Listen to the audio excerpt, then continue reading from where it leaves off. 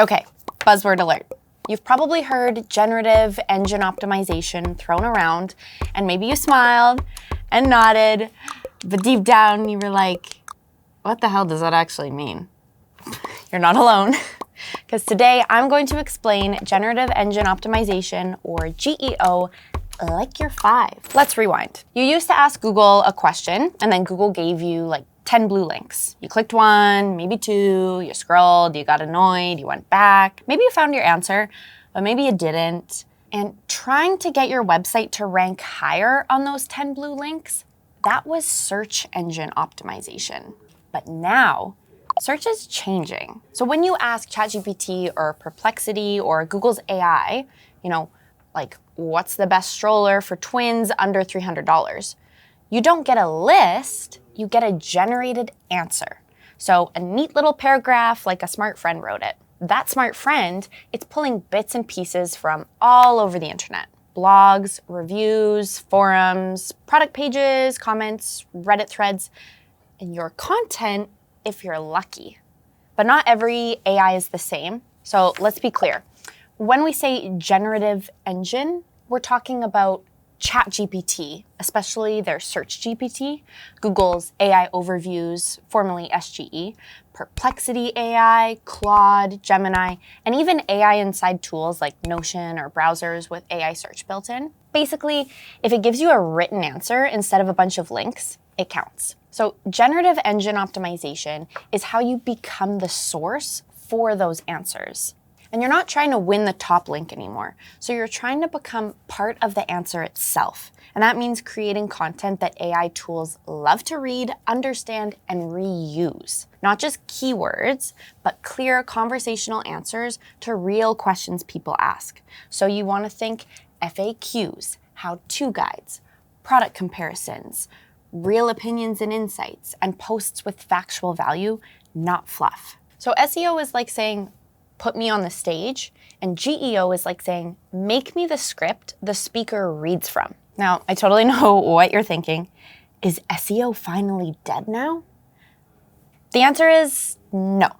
But the game has changed. So what's still the same? Well, you still need a fast, mobile-friendly site, and meta descriptions, headers, and structures, they're all still important. And backlinks and authority, they still help. So what's new? You now need content that answers full questions, not just keywords. AI tools prefer content written in a clear human voice. Being cited or summarized by AI matters more than a top 10 rank. And AI pulls review snippets, summaries, Reddit threads, not just your homepage. So behind the scenes, this is what happens when someone asks a generative engine a question. So the AI breaks the question down into intent and subtopics. It finds and retrieves this info from its index. It ranks and filters that info based on relevance and trust. It composes a full answer, and sometimes it cites sources. But sometimes it doesn't. And that last part is kind of a big deal. Because what if you're in the answer, but you're not credited? And here's something that freaks people out. Because you can show up in AI's answer without a visible link. So that means you might be summarized, you might be quoted, but users won't always know it came from you. And that's why influence matters more than authorship now. Because your goal isn't just a backlink, it's inclusion in the conversation. So a simple rule of thumb is if AI is pulling your insights, you're winning, even if it doesn't tag you. But where is AI pulling from? So to show up in those answers, you need to be everywhere the AI is looking. So that includes your website, your reviews like Google, Trustpilot, Yelp, and G2, listicles like top 10 sushi restaurants or top 10 your niche, forums like Reddit or Quora, Google Business Profile, Wikipedia if possible, and social mentions and user-generated content. So if you're only optimizing your blog posts, you're missing half the game. So what does that mean for SEO reporting and measurement?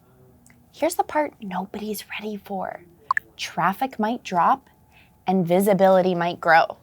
And that's because fewer people click, more people get the answer without leaving the AI, and brand recall and trust becomes more important than raw clicks. So your website may not be the destination anymore, your ideas are. So far, we've been talking about how AI pulls answers from across the internet. But what about local businesses? So if someone asks ChatGPT or Gemini, like, best pizza place near me or affordable plumber in Dallas that works weekends, AI isn't just guessing, it's scanning local signals. So here's what matters most in local GEO. Number 1, Google Business Profile. It's still critical. So AI engines scrape info from your listing, so that's like your reviews, your hours, your services, your photos, even the Q&As on there. And you want to keep it up to date and make it insanely clear what you do and who you help. Number 2, online reviews and review volume. So AI looks at review volume, sentiment, and recency across platforms like Google, Yelp, Trustpilot, Facebook. So you want to ask for reviews often, respond to them, and it all sends trust signals AI understands.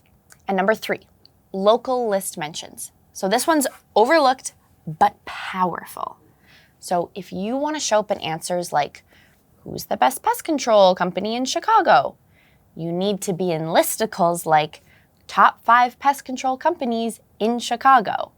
Because even small blogs or regional publications help. Get featured. Or build your own content that compares top options and includes you.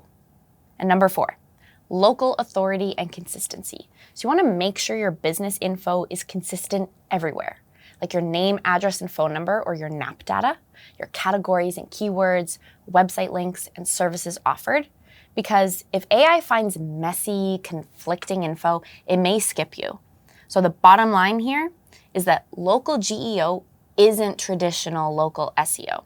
It's about looking good across every place that AI pulls from and making it easy for the machine to say, this business is trusted, active, and exactly what the user is looking for right here, right now. And if you help local businesses, this part's important because with Vendasta, agencies like yours are reselling local SEO and AI employees that do things like keep business listings up to date, respond to reviews instantly, and even ask happy customers for new reviews automatically. So this demo walks you through exactly how AI employees work, what your clients will see, and how they deliver results from day one. And now that you understand how GEO works, here's what you need to do. You want to get listed in high authority listicles in your niche. You want to build consistent reviews across Google, Trustpilot, or G2. Audit your brand visibility. So ask ChatGPT or Perplexity what it knows about you. You want to add structured data like FAQs, reviews, and local schema to key pages. You want to match full question intent across your content, so not just keywords. You want to keep your site clean with lightweight HTML, so you want to limit the JavaScript there. And you want to keep ranking on Google and Bing because AI still pulls from them. And you want to monitor your presence by prompting AI tools and tracking where you show up. Now, people have been saying SEO is dead for like 20 years. And every time something new comes along, like Google Ads, social media, featured snippets, ChatGPT, or generative AI in search results, someone declares it over. But the truth is, 15% of searches on Google are brand new, search volume grows every year, billions of searches happen every single day, and SEO is still over $100 billion industry. So search isn't going anywhere. But how people search and how answers get delivered, now that is changing. If you're still chasing blue links, you're playing an old game.